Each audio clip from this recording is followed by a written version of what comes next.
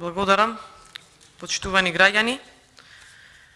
Низ оваа комисија за избори и именувања за избор на уставни судии и низ призмата на истакнат правник, гледаме дека состојбите во судството во нашата држава нема да се променат.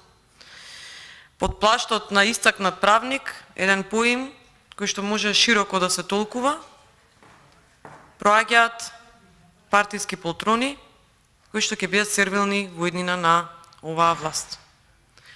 И неприсуството на мнозинството, еден до двајца пратеници, укажува на тоа колку они се грижат всушност за состојбите во судството.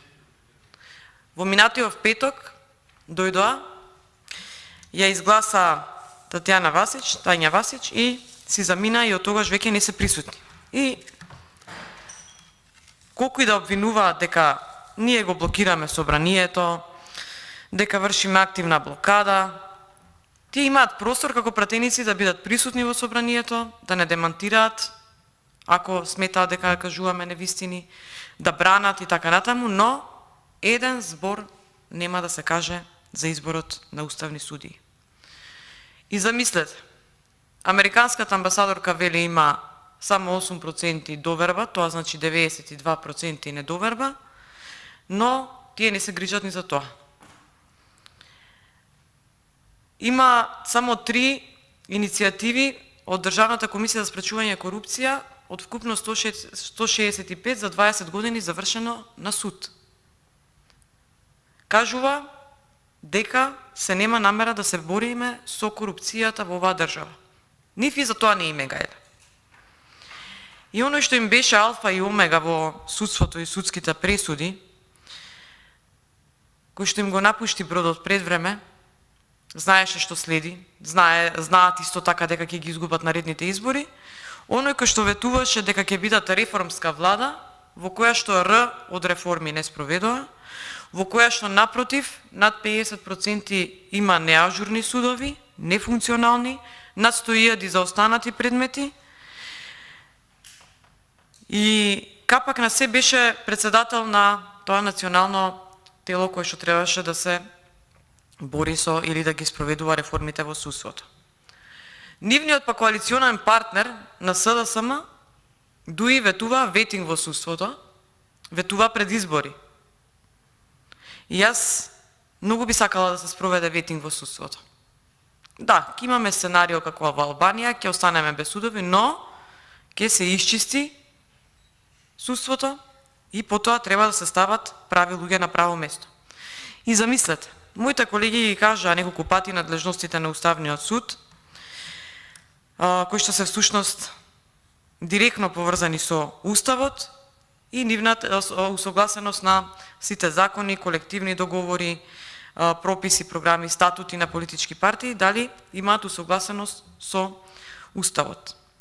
Но мене има уште неколку надлежности, но посебно внимание ми привлече штитење на човековите права и слободите и на граѓанинот во нашата држава, што се однесува всушност на слободата на уверувањето, на совеста, на мислата, јавното изразување на мислата, политичко здружување, действување и забрана на дискриминација по било која основа. И замислете, токму на темата на човекови права и слободи, најрелевантниот извештај во државата на народниот правобранител говори дека има 90% на зголемување на предметите поврзани со слободите и човековите права. Значи, во ниедна инстанца граѓанинот не е заштитен. Значи, се разгледува биографијата на денеска на господинот Витларов, наспроти биографијата на Тања Васич, која што ја изгласавте во петокот, всушност таа што ја изгласавте имаше една биографија, така едно памфлетче вака изгледа тоа, од една страна и пол, кое што, ако убаво ја видиме, дека всушност ова не личи на биографија, туку на еден лош начин на изразување или би рекла еден лош расказ, кој кога би била јас професорка, сигурно би ставила слаба оцена. зашто тргнувајќи од грешиво правопис, до никаков редослед, до никаква елоквентност, да се избере за уставен судија. Замислете, треба таков човек да се бори за слободите и човековите права во државата. Највисокото достигнување на таа што ја избравте всушност беше тоа што била член на Национална техничка работна група за вакцинација против COVID и одговорно лице за изготвување на правната рамка, која имаше за цел правно да ги регулира превентивните мерки во COVID кризата. Кога прочитав биографијата, па мене воопшто не ме чуди што и немавте од почетокот, а потоа и какви превентивни мерки под наводници имавте во короната. Но затоа, бидејќи била толку многу одговорна и ажурна, го оштетила македонскиот граѓанин за 18 милиони евра профит од лабораториите за испитување за COVID. И сега, кога ќе би споредиле, направија споредба и моите колеги, Татјана Васич со 0 години во судство во правниот поредок во државата, наспроти 40 години на Витларов. Значи, нешто што не може да се спореди. Инаку, замислете, главата на Уставниот суд, која што вие избравте, со истата гимнастика која што направивте во петок од сокревање на рака за Татјана Васич, ја избравте и Кацарска. Значи,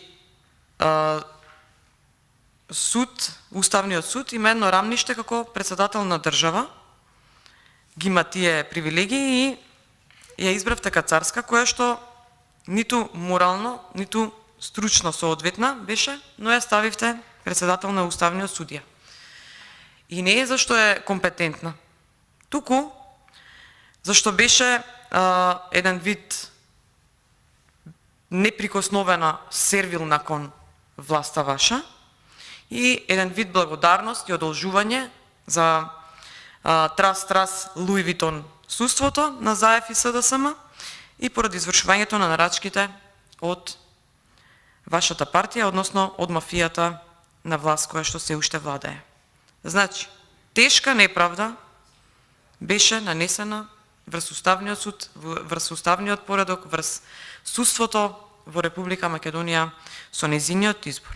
Плюс дополнително, значи, како што кажав, ако се знае дека председател на Уставен суд ужива иста заштита како председател на држава, дали всушност ова што го донесовте претходно, па и сега што го продолжувате, не е загрозување на Уставниот поредок. Значи, човекот кој што е носител на надлежностите на Уставниот суд, замислете, има поништено судска одлука. Значи, имаат поништено судска одлука, кој што воопшто не го ни знае Уставот, не требаше да биде уставен судија.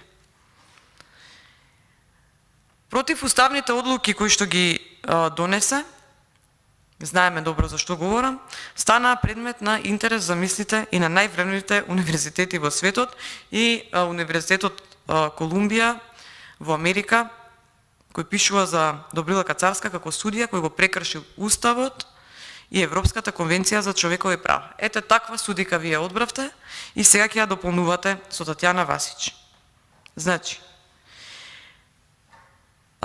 докажана беше како судија која што дискриминира обвинети и повредува основни човекови права, и тоа го потврди Комисијата за заштита од дискриминација, која што утврди дека во повеќе наврати дека судиката Добрила Кацарска повредувала основни човекови права. Знаете, оние маратонски судски седници, без право за паузи, дали за храна и така натаму за потреби што ги имаат. Плюс тоа влијаеше врз суди за носење судски одлуки во други случаеви и тоа го сведочи, замислете, обвинителка Лиле Стефанова. Ова се све јавни, искажани, истакнати работи и јавноста многу добро знае за сето ова. Значи, таа беше посочена како обвинителка, позната дека вршела директен притисок кон незините колеги мешајќи се во судските одлуки. Судија кој врши притисок кон колеги треба кривично да одговара, а не да биде унапреден уставен судија. И тоа е со помош на вашата гимнастика, накревање рака и сервилност кон вашата партија и кон вашиот алфа и омега, кој се уште владее со вас. Таа пресуди 211 години и осуди луѓе, затвори луѓе за измислено телотероризам. И тоа се го темелеше на лажни изјави, на лажни сведоци, но уништи човечки судбини, недолжни луѓе лежат се уште во затвор, и пред известно време бевме сведоци како обвинителката Русковска се жалеше дека е под закани, дека следат и така натаму. Па еден период ние бевме жртва на политички прогон, ниту се пожаливме, ниту па во државата некој се му текна да не заштити. Ама во тие процеси учествуваше токму таа што се жали и што се плаши од закани и уцени. За такви одлуки вие носите овдека и гласате. И замислете, беше иземена Кацарска од случајот подкуп за да не му суди на Заев. Тоа беше една скандалозна промена на обвинителниот акт за случајот подкуп, каде цела држава виде како Заев бара подкуп од Струмичанецот за да му даде пониска цена за откуп на државно земјиште. И таа беше иземена за одлучување за пресудата на Заев. Значи, трас, Луи Витон суството на СДСМ го промени обвинението на последното рочиште, иземајќи ги од доказниот материјал снимките кои беа доказ за подкупот, со што потенцијалната казна за Заев се намали и немаше потреба да му суди судскиот совет. Туку еден судија. Таму све се знае, со име и со презиме. Замислете, кога републичкиот обвинител ќе го прашате за како ја оценува состојбата во поглавјата 23-24, нели, владење на правото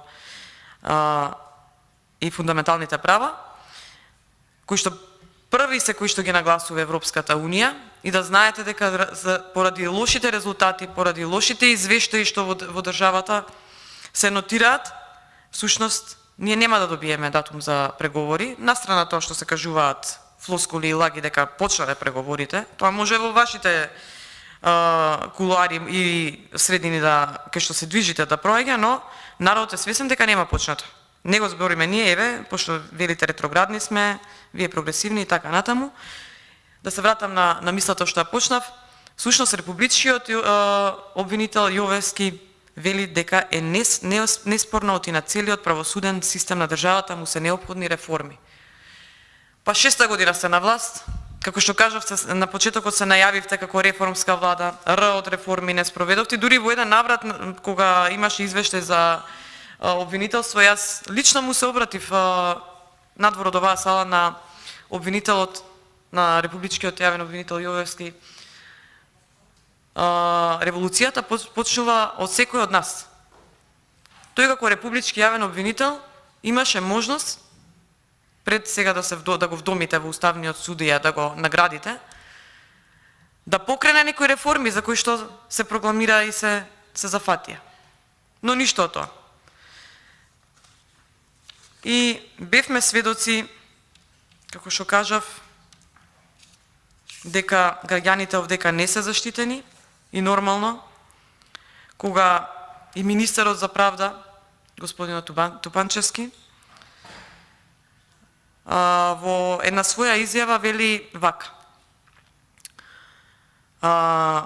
за мене е непоимливо да не работи телефонската линија во управата за водење матични книги, која што, впрочем, беше во штрајк и најверојатно и уште во штрајк. И замислете, во време на уписи за факултет, за средни училишта и така натаму, не може луѓе да извадат изводи. Нема учениците свидетелства. Сега почнуваат учебна година, нема книги. За време на короната најдосна од сите земји во регионот ни почнуваше учебната година. Значи, една учебна година да се почнеше на време или без проблеми. И да не не чуди после зошто ниеден универзитет, најголем проблем е што државните универзитети, не ни се рангирани на Шангајската листа. Тотално потфрлање во тој ден. Значи, освен што појде на фудбалски надпревар на грбот на граѓаните, одговор за заложбите на министерот Виваш Тупанчевски дава едно истражување и на Саем за вино, да. Дава една коалиција која што се вели, се вика Сите за правично судење. И што утврдува ова истражување, ќе ви прочита. Сушност, целосно утврдиле целосно различно постапување помеѓу различни апелацијски подрачја, различни судови, па дури различни суди во ист суд се вели во изјавата на оваа коалиција. Значи, нема воедначеност во судската пракса и го оптоварува судството по долг период. Надлежните органи пак, како Судскиот совет, Врховниот суд, не прибираат и не обработуваат податоци кои се однесуваат на изедначеноста на постапувањето на судовите, особено во насока на изедначена примена на практиката на Европскиот суд за човекови права, и тоа е нотирано во нивниот извештај. Значи, поконкретно вели, потврда за ваквата состојба е нашето истражување со кое утврдивме целосно различно постапување помеѓу различни апелацијски подрачја, различни судови, дури различни суди во истиот суд, и освен формалната структура на пресудите, може да се забележи сосема различно толкување на законите, применување на различна правна логика во однос на утврдување на фактичката состојба и постоење на некој кривично дело. Големи разлики се утврдени во санкциите за исти кривични дела, толкувањето на одредбите е формалистичко и рестриктивно, отсуствува примената на одредби од меѓународните конвенции, отсуствуваат или различно се применуваат ставовите на Европскиот суд за човекови права, велат од таа коалиција. Замислете, во 21 век, кога би требало да имаме најголема демократија, кога имаме низа декларации и конвенции за човекови права, ние имаме 90% на зголемување на преставки до Народниот правобранител за прекршени слободи и човекови права. Ништо што воопшто не ве тангира и не ве допира. Но со тие граѓани се соочувате и ќе се соочите на следните избори кои што ќе бидат брзо.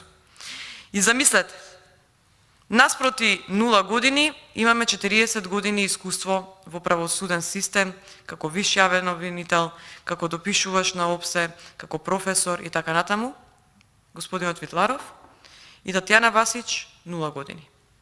Освен што кажав дека најистакната била што била во тоа национално координативно тело, техничка работна група за да ги оштетат граѓаните за 18 милиони евра.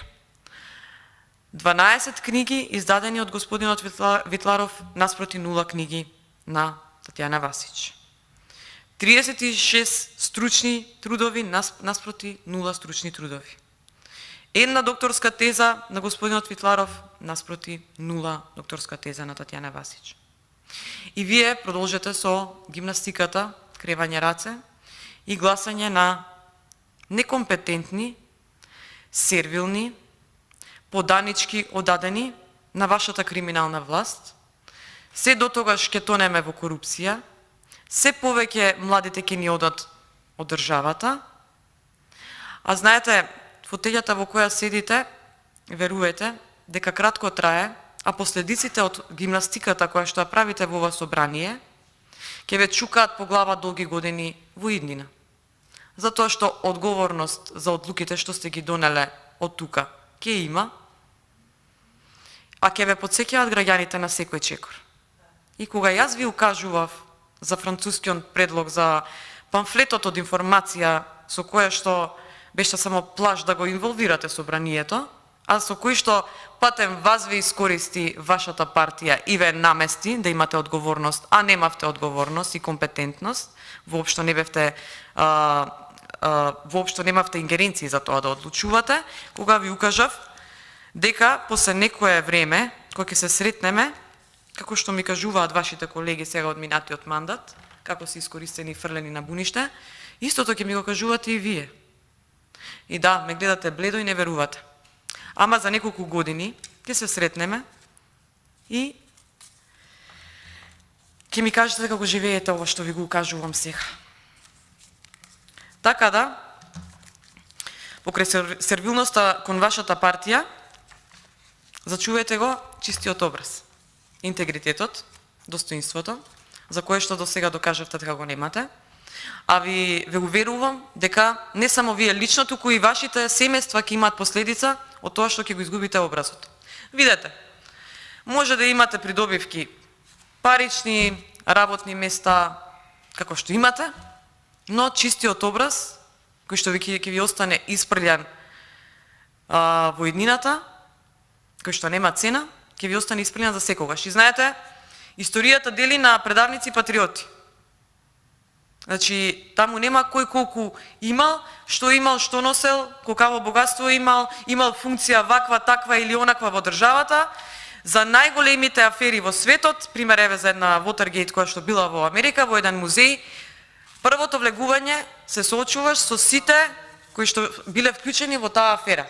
И таму тие се поделени на предавници и кои што не учествувале или ја откриле таа. И една долга вака плејада на предавници, уште во поново време, и во редот на тие предавници ќе бидете и вие. Најтопло ви препорачувам да се освестите. Можете овдека да слушате од едно уво да ви влага и од другото да ви излага. Но, да, ќе се чудите, ќе кревате веги многу пати во иднина. Но во името на младите кои што се оцелуваат, цели населени места се оцелуваат, ми кажуваат од мали села по 4 автобуси одат дневно во странство и за жал не планираат да се вратат, не сакат ни да се свртат кон државата. Зашто го урнисавте уставниот поредок, го урнисавте судскиот поредок, ја урнисавте економијата, сега во зимата ќе видиме како ја урнисавте енергетиката. Се чудите, ама со сето ова ќе се соочите. И младите не гледаат, не само економска сигурност не гледаат. Нема атмосфера за нормален живот и за стварање на семејство. И затоа си одат. И не само млади, си одат цели фамилии. Буквално со се деца се собираат и си одат. Знаете зашто? Зашто може би таму и не е кој знае како подобро. Да, може би имаат повеќе економска сигурност, имаат правна сигурност. Државата ги штити. Во нашата држава никој не е заштитен, како што видовме во минатото, пратеници, функционери со имунитет бевме апсени и влечени по судови. Знаете што? Не мора една клетва да се каже за тоа. Времето си суди, животот се врти, и ја не знам дека толку брзо се врти, но веќе ги гледате последиците, а во следниот круг ќе бидете вие. Затоа ви укажувам да си се освестите, наспроти сите бенефиции што ги имате, вработувања за фамилии ваши, бенефиции, тендери и така натаму, да се освестите за вашите поколенија. Најтопло намерно. Ви благодарам.